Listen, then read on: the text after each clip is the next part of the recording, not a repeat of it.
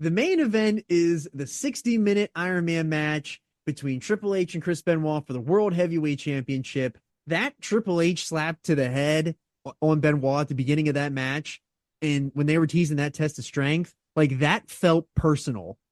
Like, I think it probably sort of secretly was. yeah, Like Triple H knows that he's messing the guy with fake special needs, and this guy has the belt, and he's gonna be losing to Randy. I don't know, man. You're right about that. they got into some great chain wrestling right away, and Benoit nearly got the crossface on Hunter a few minutes in, but Hunter rolled out of the ring. Hunter nearly got the pedigree when he got back into the ring. The crowd was really behind the heel Triple H, which was odd, which makes more sense to what Dave was saying about the crowd. Well, and the thing is, a dead crowd is going to allow for heel responses more That is true. because you know who's cheering for the heels? All Friend of the show, Triggs. Yeah, and me. And so it's going to be very loud compared to if people are sitting on their hands. That is true. Well, Benoit nearly got the crossface in again. Triple H ate some vicious Benoit chops on the outside.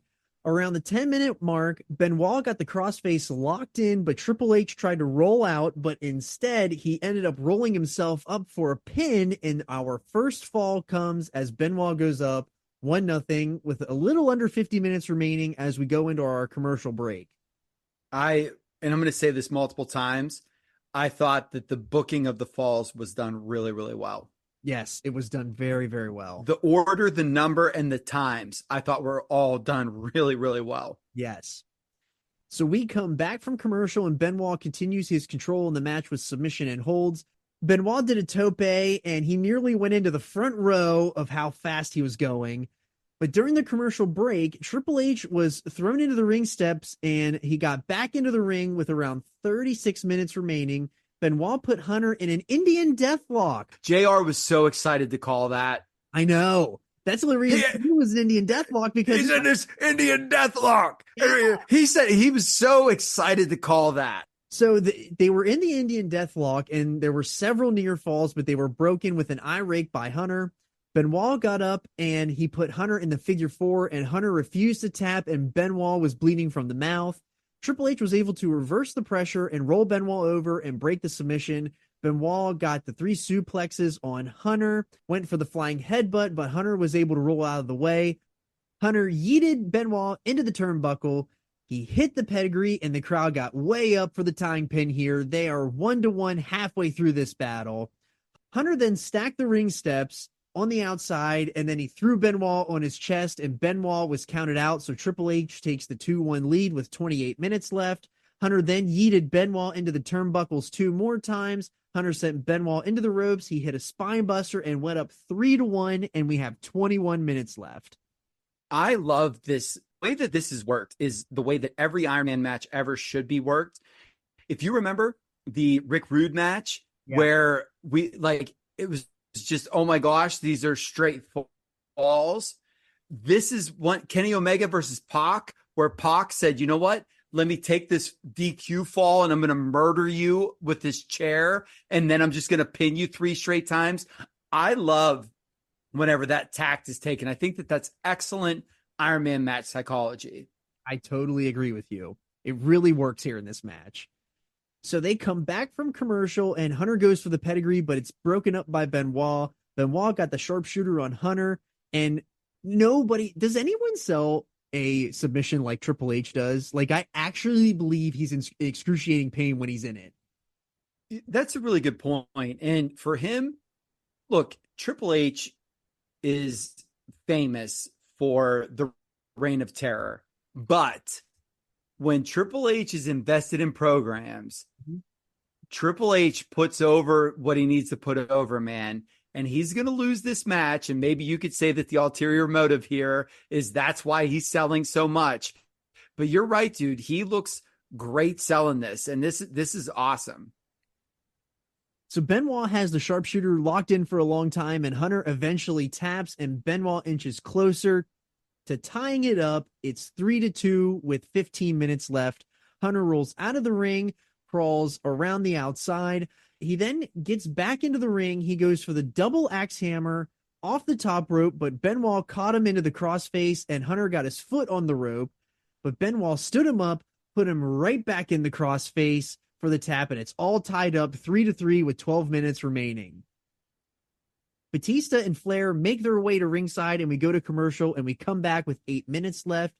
Benoit is thrown to the ringside with Batista standing over him. Batista throws Benoit headfirst into the ring post while Hunter distracted the ref, and Benoit is busted wide open here. Benoit. He juiced a gusher. Here. Oh, yeah.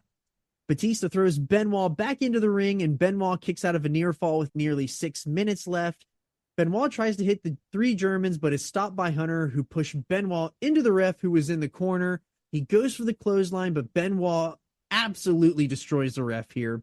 Benoit puts Hunter in the crossface, and Batista and Flair interfere. Hunter hits Benoit with a chair, but there's no ref for the count. Bischoff sends another ref out, but Benoit kicks out. Hunter tries to pin 2 more times, but Benoit kicks out again. Hunter gets so mad at the ref for not counting fast enough that he decks the ref, so we have no official at ringside again.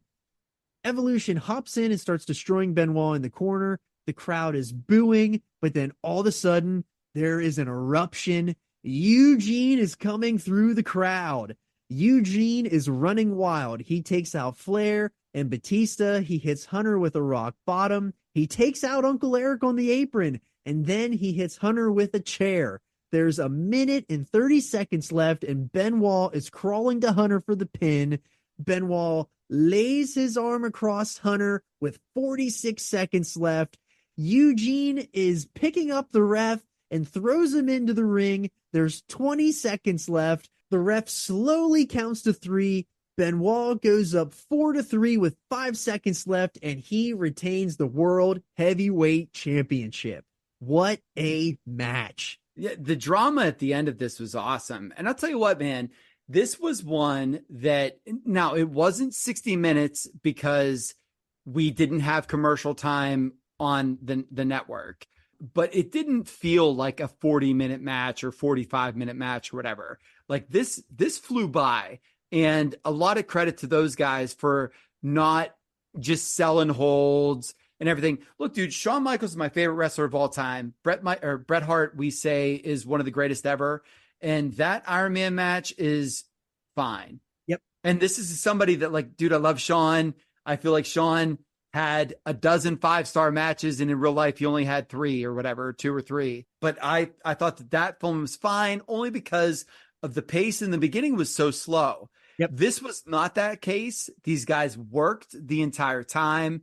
I thought the drama at the end was excellent, and I thank you for choosing this one. I thought that this was really good. Thank you. I knew that we had a good one in store. I was hoping it was as good as I remember, and it lived up to the hype. So Dave Meltzer said it was the wrong city. Telling people ahead of the time it was going to be 60 minutes may have been the wrong strategy. It was a good match, although for many reasons, a lot of which weren't the fault of the competitors, it didn't come off as strong as a 60-minute match last month between Samoa Joe and CM Punk. Wow. So according to many live reports, television both minimized the strengths and weaknesses of the crowd. During the first half hour, things were bad. While the only chant audible on air was, "Here we go, Steelers," Dave says, local sports team. For all the Observer nerds, "Here we go," which is the notable chant at sports events when things are boring. Dave says notable during several dull WWE matches and all over the second and most infamous Ken Shamrock versus Dan Severn UFC match. Live reports also indicate some boring chants, several "We want Eugene" chants, and even a few refund chants. It was said that when the crowd was really about to turn on the match, the wrestlers got them back in, which is always awesome, man. It just shows good work. The second half, it was different. Reports where the crowd, particularly at the end, were far harder than it came off, although the biggest pop was the appearance of Eugene and not anything the wrestlers did in the match, although Benoit being victimized by a 3-on-1 with no ref certainly helped build the heat for the pop. From a television standpoint, the show did a 3.58 rating, which is well below what it usually does. It was the lowest rating for a Raw episode since the 6-7 show, which did a 3.39. On the bright side, the show drew 8,000 fans to the Mellon Arena, well above what expectations are for Raw in a bad city like Pittsburgh. Dave's words, not mine. And a lot of the tickets were sold late, indicating that people did buy tickets to see this match. Total TV viewers per household were up to 1.41, which is better than what they'd been doing for much of the summer. That last show John and I just talked about did a 1.28, so we are up here.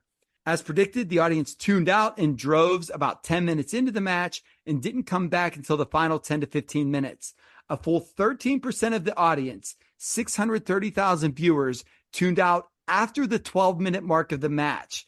They trickled back slowly after the next 40 minutes, but even from the 40 to 55-minute mark, the match did a 3.53 rating, well below show average. The big audience comeback came in the last 5 minutes as 786,000 viewers came into the end of the show to give it a 4.24 rating and a 5.27 million viewer segment. Dude, 786,000 people came back for the finish. That sounds like me, because my mom would peek back the hallway to see if I had this TV on still. Hurry up and turn it off. I knew that it was coming back on. I knew it was 60 minutes, so I waited, and then I would turn it on because mom usually went to bed around 10:30, so I would be able to catch the very tail end of this Raw. Brilliant. So Dave then says, for the final fall, Orton didn't come out, which was either brilliance in long-term planning or luck. For one thing, with Orton having lost twice to Edge in recent weeks, which would also be a good argument not to turn Edge until they play out a program in the fall, he doesn't need to be part of any failure leading into SummerSlam unless it's a TV loss to a future contender. Second, since Triple H versus Orton is the long-term direction, the question by Triple H over where was Orton, particularly after he wins the title, this is being Randy, unless the plan changes, makes for a small, good tease for the long-term goal, similar to the small teases that led to the Hogan-Savage split in one of the company's biggest manias in 1989. So Dave says, whether by accident or by plan, brilliant, because Triple H can say, where was Randy? Randy said it's going to be an honor to face you, pal. Like, these seeds are all very good. Yes. So that is the July 26th, 2004 Raw, the 60-minute Iron Man match. Let us know in the comments what you thought about this match, because this was an all-timer in my book. I remember watching this, coming in for the last 10 minutes to see the ending of this, but I remember it just like it was yesterday.